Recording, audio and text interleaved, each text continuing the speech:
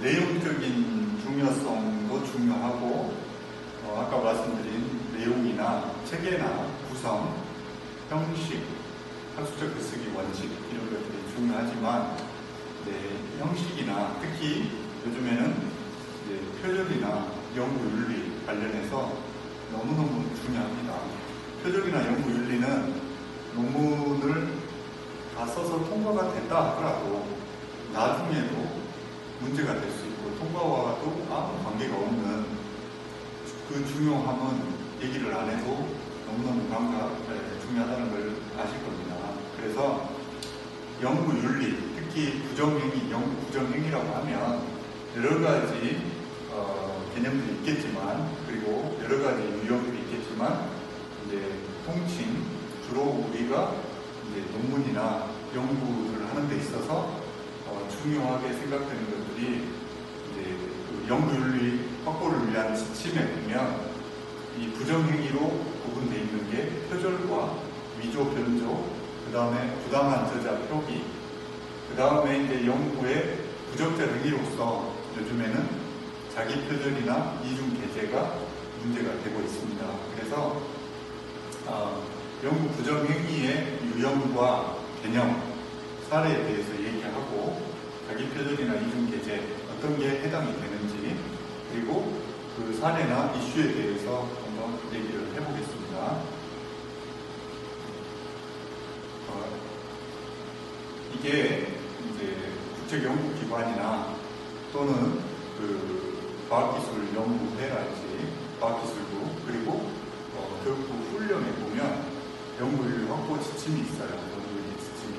그래서 그 지침에 의도해서 개념을 얘기하면 연구 부정행위라고 하면 연구를 하기 위해서 제안하고 수행하고 결과를 보고하고 발표하는 과정에서 위조나 변조나 표절, 부당한 저자 표기를 말하는 겁니다. 그래서 아까 얘기한 것처럼 위조, 변조, 표절, 부당한 저자 표기가 해당이 되는데, 위조라고 하는 것은 존재하지 않은 데이터나 연구 결과를 허위로 만드는 것, 쉽게 말해서 위조한다라고 하는 거고, 변조는 인위적으로 조작한다라고, 데이터를 인위적으로 변형 삭제하거나 조작하는 것을 변조라고 생각하시면 됩니다. 그리고 표절은 아시겠지만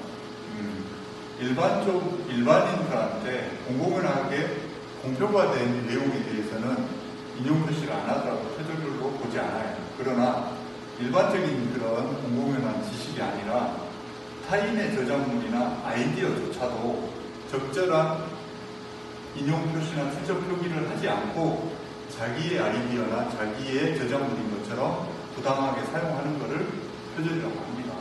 그리고 부당한 저작 표기도 출처 표기나 인용 표시를 했는데 잘못 표기하거나 또는 정당한 이유 없이 저자의 자격이 없는데 저자의 자격인 것처럼, 이를테면 학술지는 A라는 사람이 다 썼는데 B라는 사람도 아무 기여가 되지 않았는데 이름을 넣어준다거나 또 저자의 자격을 부여하지 않는다든가, 그런 사람들을 부정한 저자 표기라고 합니다.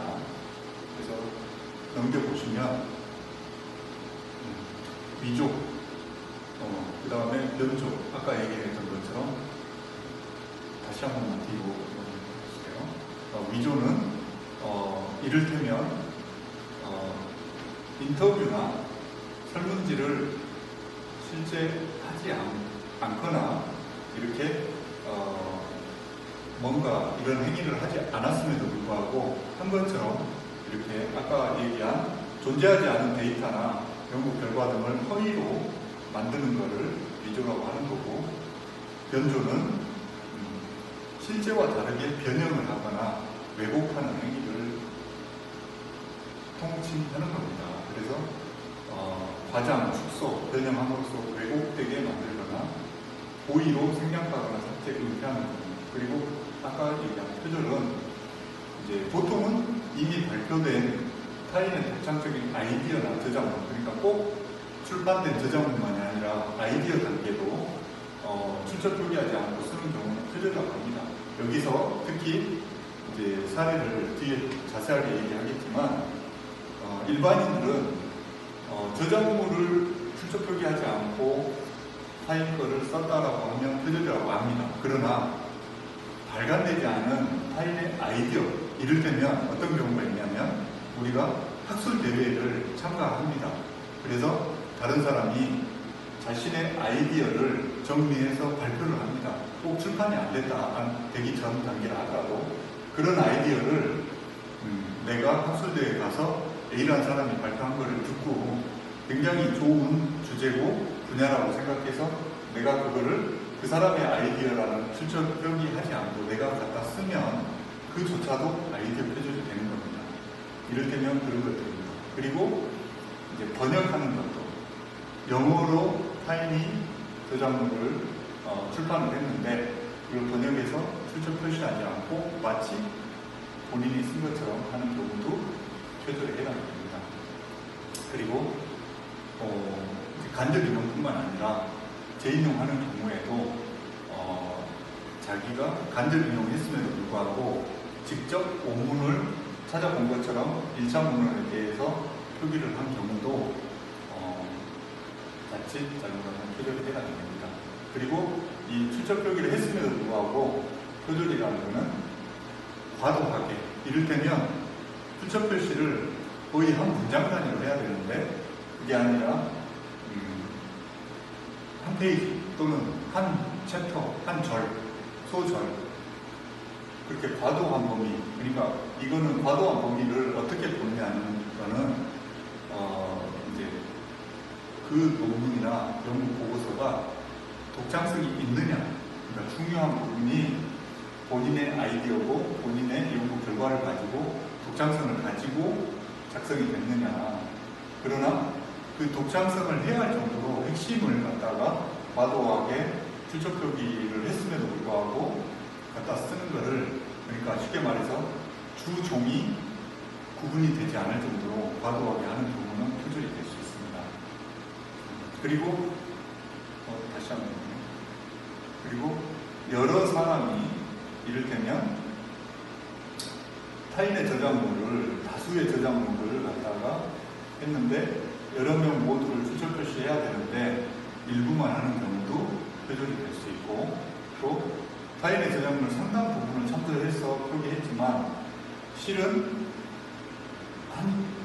인용을 하더라도 우리나라는 거의 5어절 또는 연속하는 6어절 이상이 똑같으면 인용 표시하더라도 자칫 잘못하면 거의 보고 베껴 쓰는 수준이라 표절로 볼 수 있습니다. 그래서 이제 자기 걸로 말을 바꿔서 쓴다든가 구조화시켜서 본인 걸로 만들어서 인용 표시를 하고 써야 되는데 타인의 저작물 상당 부분을 참조했다고 인용 표시는 했지만 말과 바꾸고 쓰기나 하지 않고 그대로 카피 페이스트 하듯이 갖다 써버린 경우는 인용 표시를 하더라도 표절이 될 수가 있습니다.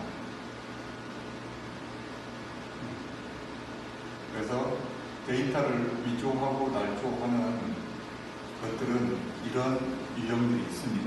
특히 실험을 하는 경우에 있어서 데이터를 위조하고 날조하는 경우가 있습니다.